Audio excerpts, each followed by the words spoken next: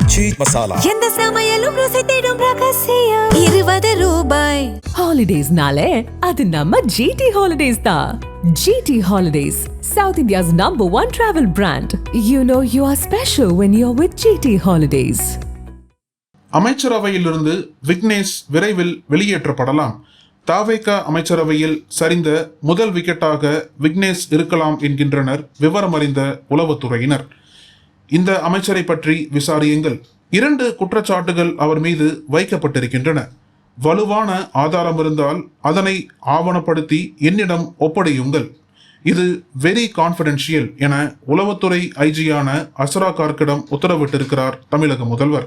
முதலாவது குற்றச்சாட்டு, கோவை மாவட்டத்தில் மட்டும் டாஸ்மாக் பார்கள் எண்ணிக்கை 300, இதனுடன் FL2 பார்கள் 110. தாவேக ஆட்சி பொறுப்பேற்கும் முன் கோவை மாவட்டத்தில் உள்ள FL2 மற்றும் டாஸ்மாக் பார்களை கண்ட்ரோலில் வைத்திருந்தது கரூர் கம்பெனி. செந்தில் பாலாஜியின் காலத்தில் நீலகிரி தொடங்கி கரூர் வரை 20 மாவட்டங்களில் காலி பாட்டிலை திரும்ப பெறுவது, டாஸ்மாக் பார்களுக்கு லோடுகளை ஏற்றிச் செல்வது உள்ளிட்ட பணிகளை செய்து வந்தது கரூர் கம்பெனி.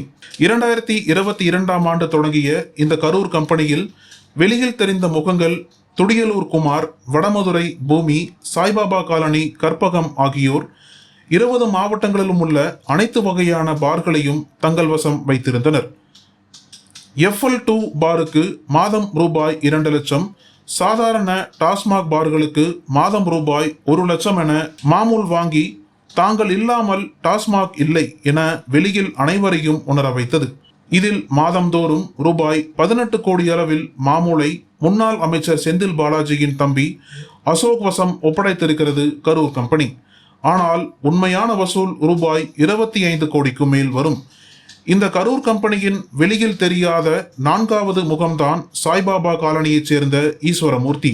இவரும் அசோக் குமாரும் நெருக்கமான நண்பர்கள். இவர்கள் தான் தற்பொழுது தாவேக அரசில் இருக்கும் மதுவிலக்கு மற்றும் ஆயத்தீர்வை அமைச்சராக இருக்கும் விக்னேஷை இயக்கி வருகிறார்கள். கடந்த சில நாட்களாக மதுவிலக்கு அமைச்சர் விக்னேஷுடன் ஈஸ்வரமூர்த்தியின் ஆட்களான பூமி, குமார், கற்பகம் ஆகியோர் சுற்றி வருகின்றனர். எதற்கு நீங்கள் அலைகிறீர்கள்?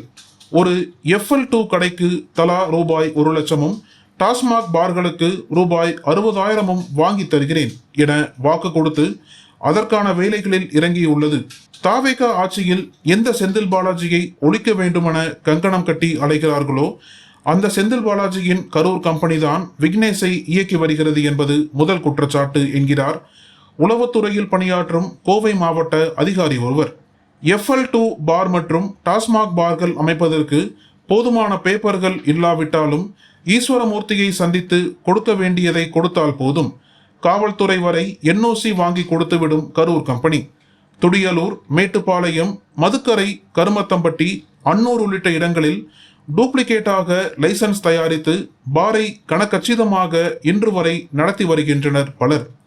சமீபத்தில் இது தெரிந்த தாவேக அரசின் மேட்டுப்பாளையம் சட்டமன்ற தொகுதி MLA சுனில் ஆனந்த் தனது சட்டமன்ற தொகுதிக்குட்பட்ட FL2 பார் உரிமையாளர்களை அழைத்து ஆளுக்கு தலா ரூபாய் 3 லட்சம் கொடுத்து விடுங்கள் என மிரட்டியிருக்கிறார். பார் உரிமையாளர்களும் எங்களால் இவ்வளவுதான் முடியும் என தலா 1 லட்சத்தை அளித்திருக்கிறார்கள் என்பது பார் உரிமையாளர்கள் மத்தியில் உள்ள ஆதாரபூர்வமான தகவல்.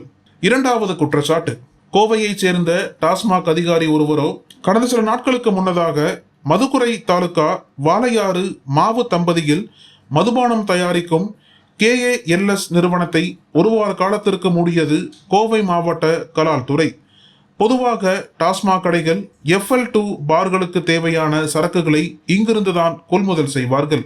கொள்முதல் செய்வதற்கு முன் தேவையான சரக்குகளுக்காக எக்ஸைஸ் டியூட்டி கட்டுவார்கள். அதன் பின் இன்னென்ன சரக்குகள் இவ்வளவு என லாரியில் ஏற்றப்பட்டு அனுப்பப்படும். இந்த நடைமுறைக்கு ஓரிரு நாட்கள் ஆகும். ஒரு சில லாரிக்காரர்கள் லோடுக்காக டியூட்டி கட்டியவுடனே தேவையான சரக்குகளை லாரியில் ஏற்றி விடுகிறார்கள். இந்த நடைமுறையும் உண்டு என்பதால் அதிகாரிகள் யாரும் கண்டு கொள்வதில்லை. மதுவிலக்கு மற்றும் ஆயத்தீர்வைத்துறை அமைச்சர் விக்னேஷிற்கு பெட்டிக்கு இவ்வளவு பார்ட்டி ஃபண்ட் கேட்கலாம் என யோசனை தெரிவிக்கப்பட பீர் உள்ளிட்டவைகளுக்கு ரூபாய் 55, பிராந்தி உள்ளிட்ட சரக்குகளுக்கு ரூபாய் 110 என பெட்டிக்கு கேட்டிருக்கிறார். ஆனால் நிறுவனம் மறுத்திருக்கிறது. இதனால் கோபமடைந்த அமைச்சர் தங்களுடைய துறை அதிகாரியை தூண்டிவிட்டு பட்டியல் வரும் முன்னே சட்டவிரோதமாக லோடு ஏற்றப்பட்டுள்ளது என நிறுவனத்தை மூடியிருக்கிறார். இந்த குற்றச்சாட்டும் முதலமைச்சரை சென்றடைந்திருக்கிறது. 2 குற்றச்சாட்டுகளையும் விசாரித்த உளவுத்துறை அமைச்சரின் பழைய ரெக்கார்டுகளையும் இணைத்திருக்கிறது. இது முதலமைச்சர் ஜோசப் விஜயின் டேபிளுக்கு சென்றடைந்த நிலையில் ஜான் ஆரோக்கியசாமியிடமும் கழக பொதுச் செயலாளரிடமும் விவரிக்கப்பட்டுள்ளது. அதன்படி விரைவில் அமைச்சரவையிலிருந்து விக்னேஷ் வெளியேற்றப்படலாம் என்கிறது கோட்டை வட்டாரம். நக்கீரன் டிவிக்கு சப்ஸ்கிரைப் செய்யுங்கள்.